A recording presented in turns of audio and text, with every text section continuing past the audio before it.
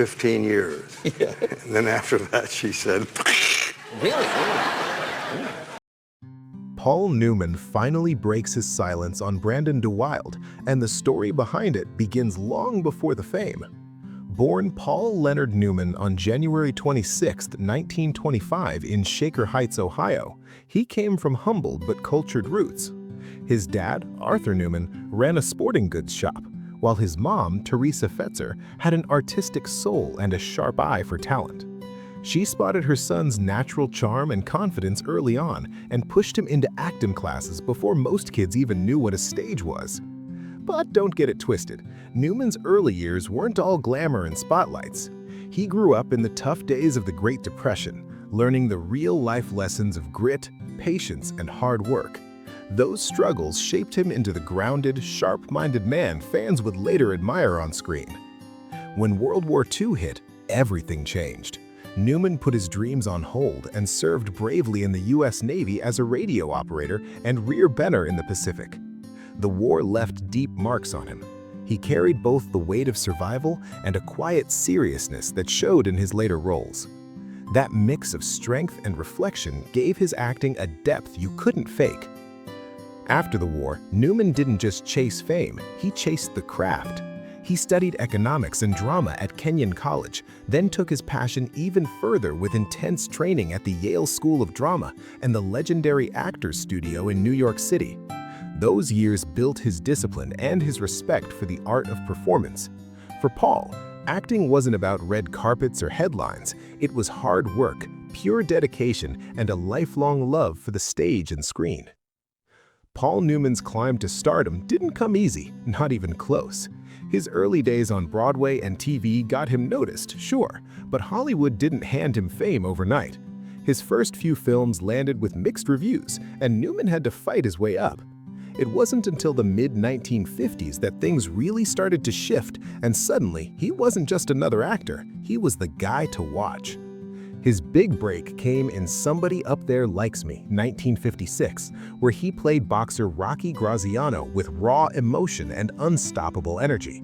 That performance changed everything. It showed the world he could be both tough and tender, fierce yet fragile, a rare mix that hit audiences right in the heart.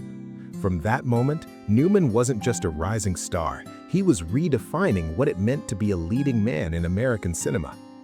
During the late 1950s and 1960s, he built an incredible lineup of roles that made him a legend. Movies like Cat on a Hot Tin Roof, 1958, The Hustler, 1961, HUD, 1963, and Cool Hand Luke, 1967, proved his range was unmatched. He brought an edge to his characters. They were rebels, dreamers, and men battling their own demons. Newman could stand strong without ego, show pain without pity, and when those famous blue eyes hit the screen, wow, they told stories words couldn't. Even with all the fame, Newman never acted like a Hollywood god. He didn't chase the spotlight or play the celebrity game. In fact, he liked to poke fun at his own fame. He once joked he felt like a character actor in a leading man's body, and that one line summed him up perfectly: humble, grounded, and totally self-aware. As the years went on, Newman didn't just age, he evolved. He took on deeper, more challenging roles that explored regret, redemption, and moral struggle. In The Verdict, 1982, he gave one of his most powerful performances ever as a washed-up lawyer fighting for one last shot at justice. Critics loved it, audiences felt it, and Newman proved once again he wasn't just a movie star, he was a master of his craft.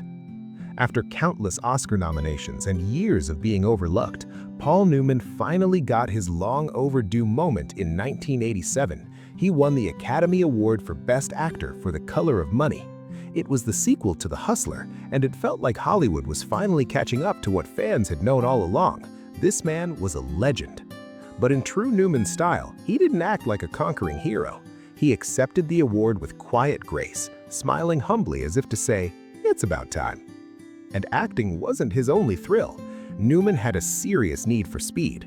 He threw himself into professional auto racing with the same focus he brought to his movie roles. Even deep into middle age, he wasn't just racing for fun. He was competing hard and winning. It wasn't a hobby, it was an obsession built on precision, strategy, and adrenaline. His love for the track led him to co-found Newman and Haas Racing, a top-tier team that proved he could dominate off-screen too. But what truly made Paul Newman unforgettable wasn't fame or trophies, it was his heart. In 1982, he launched Newman's Own, a food company with one simple rule: every cent of profit would go to charity. What started as a small feel-good idea exploded into a global movement, raising hundreds of millions of dollars for causes like education, healthcare, disaster relief, and social justice. Every jar of sauce, every salad dressing, it all meant hope for someone in need. And he didn't stop there.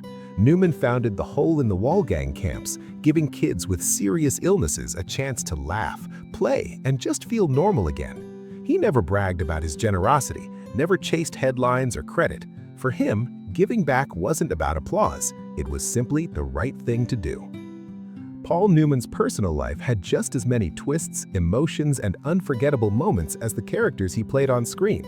Behind those famous blue eyes and that effortless charm was a man who lived through love, heartbreak, growth, and fierce loyalty.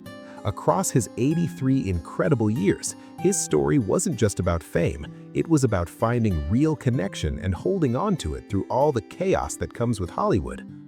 Before the world knew his name, Newman was just a struggling young actor trying to make his dreams come true. In 1949, he married Jackie Whitday, a woman who knew him long before the spotlight ever hit. Back then, he was grinding hard in theater, taking whatever gigs he could find and juggling bills, scripts, and family life. Their marriage lasted almost a decade, from 1949 to 1958, and together they had 3 children who meant the world to him. But life in the spotlight changes everything. As Newman's career took off, fame started to reshape his world. New roles, new demands, new pressures. The balance between ambition and home life became tougher to manage, and eventually the marriage came to a quiet end. Still, that first chapter wasn't just about heartbreak. It taught Newman about responsibility, love, and the heavy price that success can bring. Those lessons stayed with him forever. Then came 1958, the year everything changed again. That's when Newman married Joanne Woodward, the woman who would become not just his wife, but his greatest partner in every sense of the word. Their connection was electric, real chemistry, deep trust, and a shared passion for their craft. Joanne wasn't just another Hollywood beauty. She was his equal, his anchor, and the calm in his storm. Their bond was built on respect and love that ran deeper than any red carpet glamour. Together, they raised 3 daughters and built a life that was genuine, loving, and fiercely private. In a world full of scandals and broken promises, their marriage stood strong, something rare in Hollywood. Paul Newman often joked about staying loyal, once saying, "There's no reason to go out for a hamburger when you've got steak at home." That one line said it all. Paul Newman wasn't just a movie star, he was a man who found real love and never let it go. That famous line about "no reason to go out for a hamburger when you've got steak at home" wasn't just a joke.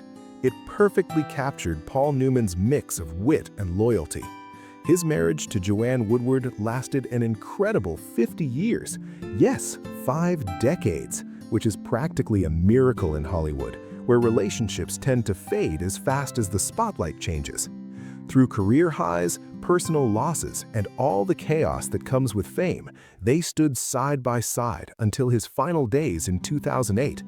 Their bond wasn't just love, it was partnership, trust, and respect that lasted a lifetime. Their marriage became a symbol of what real, lasting love looks like, even under the blinding lights of celebrity. Newman and Woodward showed the world that true commitment could outshine gossip, temptation, and time itself.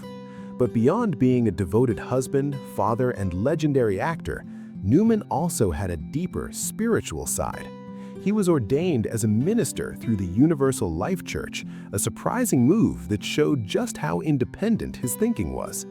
He wasn't tied to any strict religion, but he believed strongly in compassion, kindness, and the idea that everyone's faith should be their own. Those same values powered his huge philanthropic work later in life.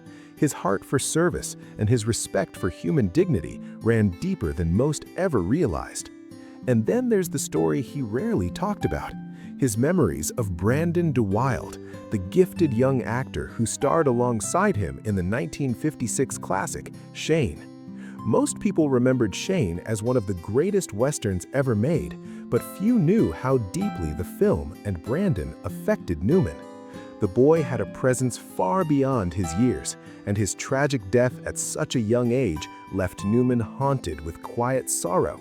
It wasn't until many years later that Paul finally spoke about it, breaking his silence with raw honesty. He revealed that Brandon had something rare, a natural instinct for acting that couldn't be taught. Reflecting on those days, Newman admitted, "Brandon wasn't acting in the way adults act." That simple statement carried a world of meaning, admiration, sadness, and the unshakable feeling of loss for a young talent gone too soon. He was simply being. That's a rare thing, and it's something you can't teach, Paul Newman once said with deep admiration. He believed Brandon deWilde had something few actors ever truly find, a natural, unfiltered authenticity. He listened, Newman explained. Most actors wait for their turn to speak. Brandon listened, really listened, and then responded. That kind of presence, that genuine connection, was what made the young actor unforgettable. Despite his extraordinary gift, Brandon faced the brutal struggle that so many child stars endure, the painful shift from childhood fame to adult obscurity. As he grew older, the offers slowed, and Hollywood's attention wandered away just as fast as it had arrived. Reflecting years later, Newman spoke with a quiet sadness. Hollywood can be merciless. It celebrates you loudly, then forgets you just as quickly. That statement summed up decades of wisdom and regret, a sobering reminder of the cost of chasing the spotlight, especially for those too young to see how harsh it really can be. When Paul Newman finally broke his silence about Brandon deWilde, he wasn't trying to rewrite the past or point fingers. He just wanted to honor a memory that had never left him. His words weren't dramatic or rehearsed, they were raw and real. Brandon deWilde mattered, Newman said quietly. He mattered as an artist, and he mattered as a human being. I hope people remember that. That simple statement carried the weight of decades, a heartfelt tribute from one legend to another. For Newman, remembering Brandon wasn't about dwelling on loss. It was about recognizing a bright spark that burned fast but left a permanent mark. He spoke of the boy not with regret, but with deep respect, acknowledging the rare kind of soul that could touch hearts and vanish too soon. Some people pass through your life for only a moment, but they stay with you forever. That reflection showed Newman a side few ever saw, thoughtful, vulnerable, and deeply human. By the summer of 2008, that same quiet depth seemed to surround Newman himself. Rumors began to swirl that the Hollywood legend was facing a private and painful fight. Then came the confirmation. Paul Newman had been diagnosed with lung cancer. The news hit fans like a wave, heavy and heartbreaking. He was receiving treatment at the world-renowned Memorial Sloan Kettering Cancer Center in New York City, and even then he faced it with the same calm strength that defined his entire life. As the months passed in 2008, Paul Newman began to step away from public life, choosing peace over publicity. Friends and fans noticed the change. The once vibrant actor, race car driver, and philanthropist was now living quietly at his Connecticut home, surrounded by the people he loved most. Though his body was growing weaker, his spirit stayed strong. He continued to keep his trademark humor, often cracking jokes with visitors and reassuring everyone around him that he was doing just fine. By late summer, Newman made one final, deeply personal decision: to stop his cancer treatments. He wanted to live out his remaining time on his own terms, without hospitals or endless tests. It was a move that reflected everything about who he was: independent, grounded, and unafraid to face the truth. His wife, Joanne Woodward, remained by his side through it all, their love still unshakable after 5 decades together.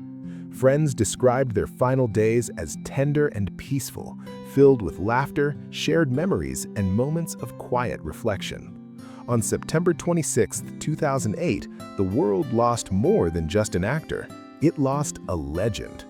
Paul Newman passed away at home at the age of 83, leaving behind a legacy that stretched far beyond Hollywood. He was a symbol of class, integrity, and generosity, a man who proved that fame didn't have to harden your heart. The tributes poured in from every corner of the world. Fellow actors, directors, race car drivers, and everyday people who'd been touched by his films or his charity work.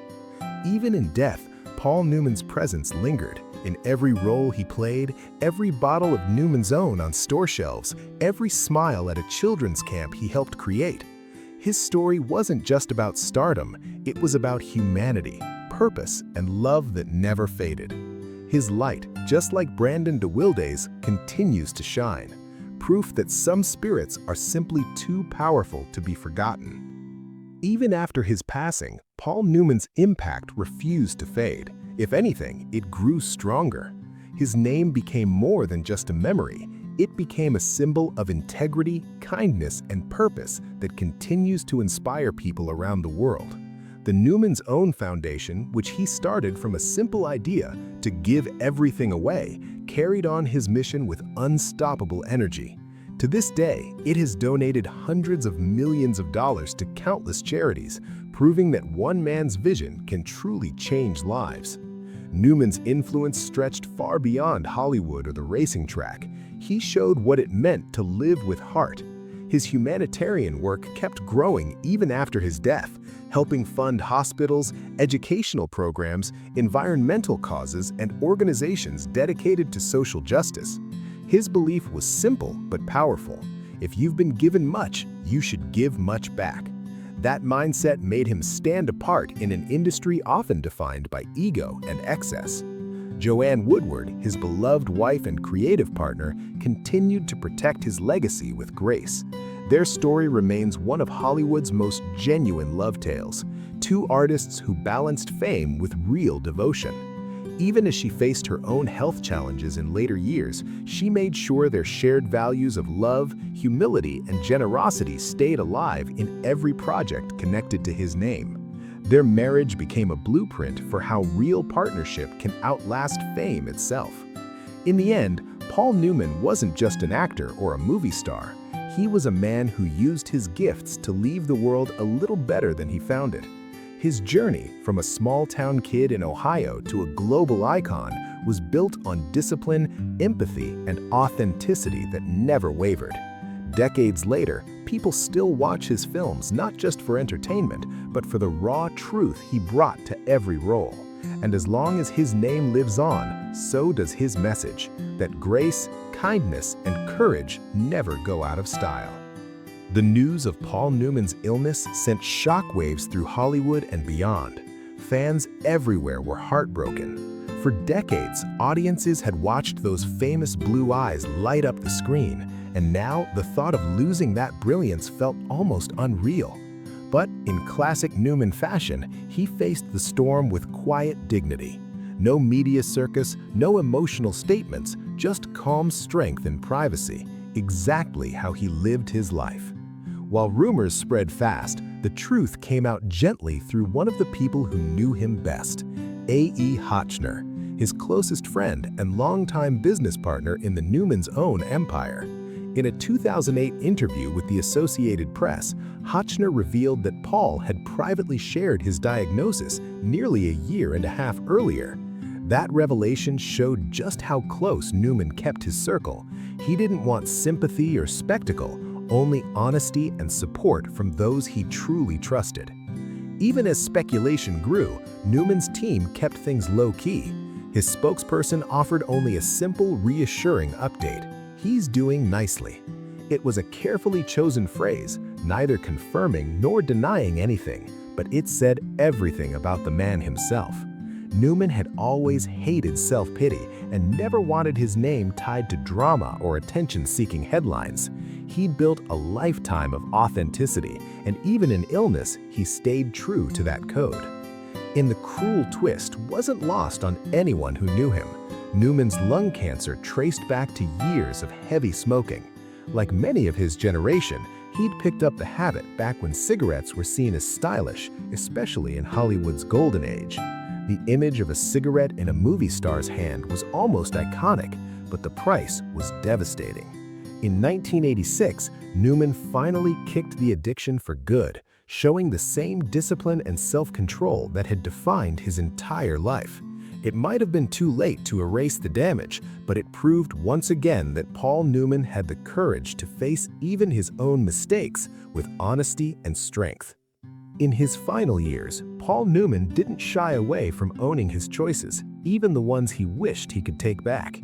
He often spoke quietly about his regret over smoking, not to preach or make headlines, but to leave behind a real-life warning for others. It was his way of saying, "Learn from me," without ever needing to raise his voice. That quiet honesty summed up who he was: humble, reflective, and never afraid to tell the truth. On the morning of September 26, 2008, Paul Newman passed away peacefully at his home in Westport, Connecticut, surrounded by those who loved him most. He was 83 years old. The world didn't just lose a movie legend that day. It lost a man whose grace and generosity had touched millions. He wasn't just admired for his talent, but for his unwavering integrity and down-to-earth humanity. True to his wishes, his farewell was simple and sincere.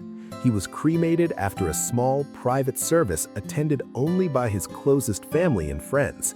There were no flashing cameras, no red carpets, no public spectacle, just love, respect, and silence. It was the perfect goodbye for a man who believed that real greatness isn't about fame or applause. It's about how you live, how you give, and how you're remembered when the spotlight finally fades.